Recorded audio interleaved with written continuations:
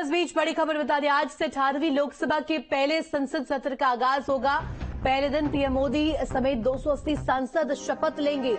26 जून को लोकसभा स्पीकर का चुनाव होगा।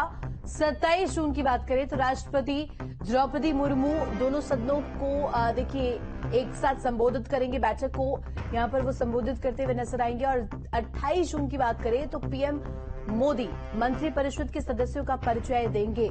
3 जुलाई तक लोकसभा का सत्र चलेगा। सत्र के 10 दिन में कुल 8 बैठकें होंगी और इसको लेकर के ये जानकारी मिल रही है। जिस तरीके से तमाम दिन को लेकर के यहाँ पर ये अपडेट दिया गया है, इसके साथ साथ किस तरीके से यहाँ पर ये अपडेट सामने आ रही है। आज से आगाज हो रहा है। आज से 18वीं लोकसभा के पहले सत्र की शुरुआत। लोकसभा में मजबूत स्थिति में विपक्ष दिखेगा। सत्ता पक्ष और विपक्ष में टकराव के आसार भी है। परीक्षाओं में गड़बड़ी को लेकर के सत्र में हंगामेदार यहां पर तस्वीर होने की आसार भी जताए जा रहे हैं और अग्निवीर पर भी विपक्ष हमलावर हो सकता है, ये भी माना जा रहा है। फिलहाल पेपर लीक को लेकर के जिस तरीके से स्थिति उत्पन्न है, जो स्थिति बनी हुई है, इसको लेकर के यहाँ पर विपक्ष घेराबंदी सरकार की कर सकता है और जमकर यहाँ पर हंगामेदार तस्वीर संसद से सामने आ सकती है। खबर पर जानकारी के लिए संवाददाता शुभम हमारे साथ लाइव जुड़ गए। शुभम, देखिए जिस तरीके से कहा जाए तो इस बार विपक्ष तो बेहद मजबूत है और तमाम मुद्दों को लेकर के क्योंकि आज से आगाज हो रहा है तो सत्ता पक्ष को घेरने की कोशिश विपक्ष करने वाला है। मुद्दे पेपर लीक के रहने वाले, इसके साथ साथ कई अन्य मुद्दे हैं जिनको लेकर के सरकार को विपक्ष घेर सकता है। विस्तार से बताइएगा आज से क्या कुछ होने वाला है संसद के भीतर।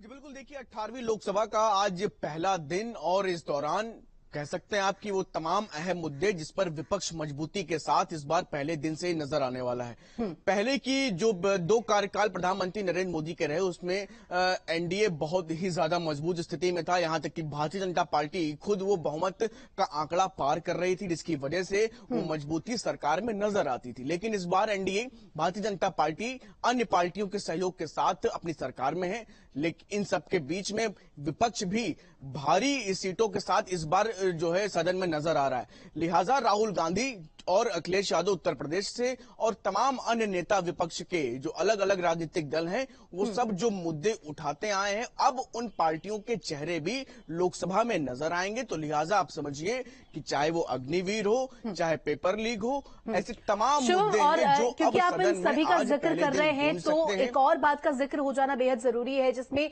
तमाम मुद्दे सामने आते हैं। अग्निवीर जैसे यूसीसी, इन सभी को लेकर के जो सहयोगी दल का रुख रहा है बीते दिनों तक, जब तक वो इस गठबंधन में नहीं रहे तब तक जिस तरीके से उन सहयोगी दलों का रुख रहा है, साफ तौर पर अगर कहें नायडू और नीतीश का जो रुख रहा है, इसको लेकर के भी अपडेट जिस तरीके से मिल रही है कि कहीं ना कहीं वो भी विरोध कर सकते हैं और सरकार के साथ ना जाकर के वो अपनी मांग रख सकते हैं। जी बिल्कुल, देखिए ऐसी कयासबाजी जरूर है, लेकिन जो है एनडीए की अगर बात करें तो जो अभी उनके साथ हैं वो अभी तक फिलहाल किसी भी तरह से इस तरह की सुगबुगाहट भी नजर नहीं आई है कि वो इस मुद्दे पर भारतीय जनता पार्टी के किसी भी तरह से फेवर में नजर ना आए। फिलहाल ये कह पाना बहुत जल्दबाजी होगी कि अगर चंद्रबाबू नायडू या नीतीश कुमार बिहार से पेपर लीक और इन तमाम मुद्दों पर भारतीय जनता पार्टी के लिए मुश्किलें खड़ी करेंगे, तो ऐसा फिलहाल अभी बिल्कुल होता हो नजर नहीं आ रहा। लेकिन हाँ, चुनाव के दौरान ये सब महत्वपूर्ण मुद्दे रहे जरूर हैं, भले क्षेत्रीय तौर पर रहे हो, भले राज्य स्तर पर ही रहे हो, लेकिन ये मुद्दे मजबूत मुद्दे रहे और ये मुद्दे तब और ज्यादा गहरे हो गए जब चुनाव बीत जाने के बाद नीट जैसी महत्वपूर्ण परीक्षाओं के पेपर लीक होना, उसके बाद केंद्र सरकार को लगातार विपक्ष के द्वारा घेरा जाना और केंद्र सरकार के पास इसे लेकर के कोई जवाब न होना, ये कहीं ना कहीं केंद्र सरकार शुभम, और आज शपथ ग्रहण भी होने वाला है। इसके साथ साथ अगर कहा जाए तो 3 जुलाई तक ये लोकसभा का सत्र चलने वाला है। 10 दिन में 8 बैठकों को लेकर के अपडेट मिली है। इसको लेकर के भी जरा बताइएगा दर्शकों की आखिर क्या कुछ रहने वाला है, आज की तस्वीर कैसे रहने वाली है, शपथ ग्रहण को लेकर के क्या तैयारियां हैं।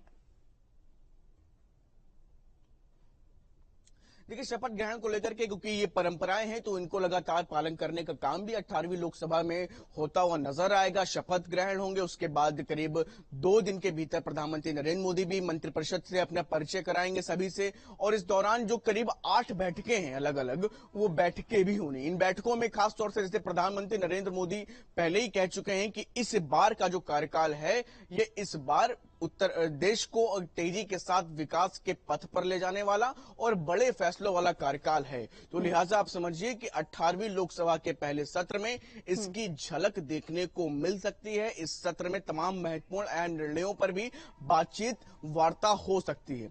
लेकिन एनडीए की बात करें, भारतीय जनता पार्टी के लिए बात करें, तो ये करीब 10 साल बाद एक ऐसा समय आएगा जहां उसे अपने बिल्कुल, और देखना होगा कि 3 तारीख तक किस तरीके से तस्वीर रहती है, क्या कुछ वो मुद्दे रहते हैं जिनको लेकर के विपक्ष सत्ता पक्ष को घेरता हुआ नजर आता है। आप लगातार हमारे साथ बने रहे, कुछ और खबरों पर अपडेट आपसे लेंगे।